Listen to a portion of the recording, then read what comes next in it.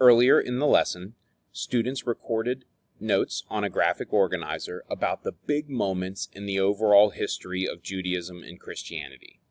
One message I expressed in class today is that you're talking about a faith that has stretched for 3,500 years or more.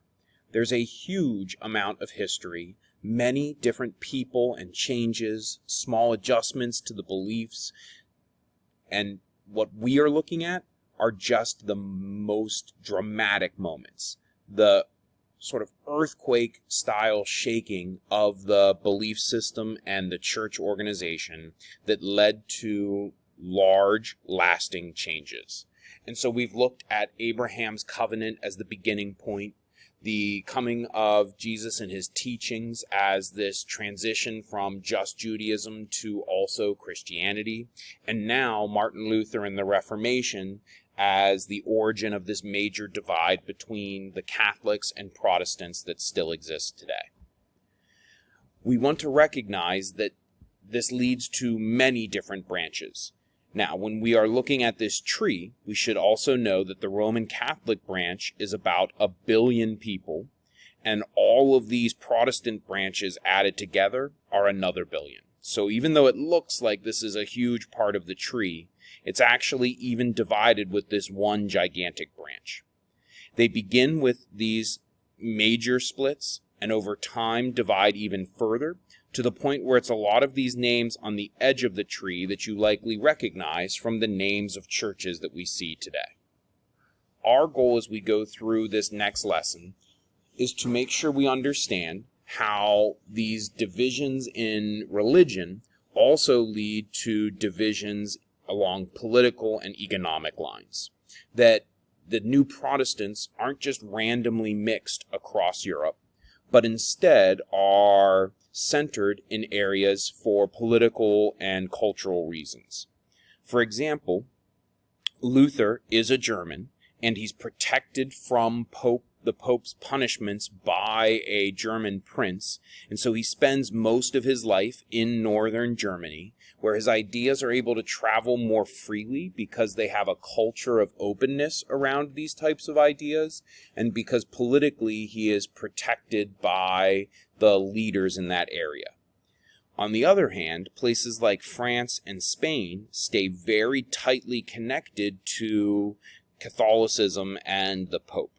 Part of that is because geographically they are closer to that region, right? You can see that the Pope, who's located in the Vatican in Rome, has some direct control over land in Italy and is much nearer to these major southern countries than they are to places like northern Germany or Scandinavia, Scotland, and England.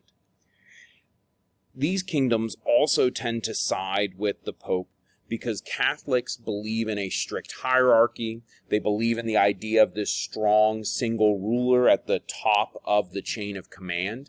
And some of the monarchs in Southern Europe really want their people to think that in all parts of their lives.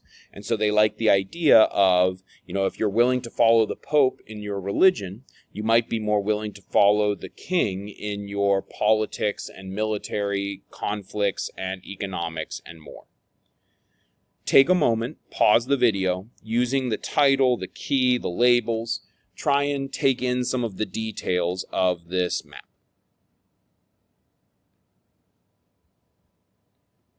Okay. When you finish the video, eventually I will have in the instructions for you to answer a few questions to help you practice using that map and many of the skills we've been doing all year. You'll then see similar questions on the test, so make sure that you are reviewing your responses when you are done. Turn your handout number 17 to the back. On the back, you will find the World Book entry on the results of the Reformation. If you don't have it, you can use just this information that's here, and then I will attach a copy to the email.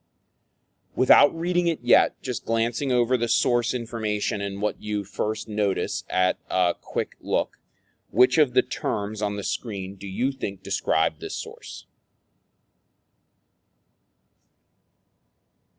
Hopefully, you are quickly identifying these 6. We've spent a lot of time working with encyclopedias and basic reference sources. That's one of the expectations that we just need to know as you move into next year. Next, you'll take some time to actually read that text and then use it to fill in some blanks on your sheet. From there, you'll do a few more practice tests and show me what you have learned overall.